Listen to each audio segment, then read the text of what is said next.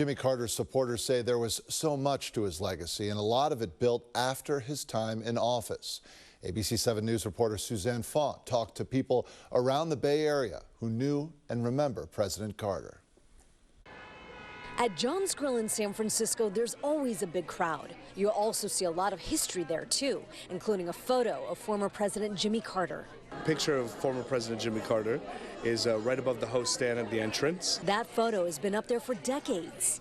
John's Grill was one of the stops on his campaign run. John Costin Jr. says his grandfather, Gus Costin, who acquired John's Grill in 1950, met Carter before he became president. We have a third level up at the top of our restaurant here at John's Grill, and he filled the entire restaurant with his energy. Kurt Bloomstrand of San Francisco remembers former President Carter.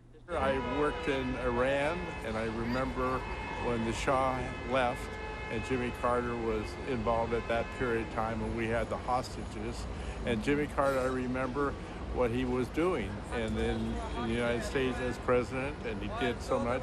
Rob Coughlin worked for President Carter in the White House and the Federal Environmental Protection Agency. I will always think that it was one of the honors of my life to have been his friend. Coughlin, a leading environmentalist, wrote the book Surfer in the White House. Coughlin says he was impressed by Carter's commitment to the environment and to human rights. If anybody was going to go to heaven, it would have been Jimmy.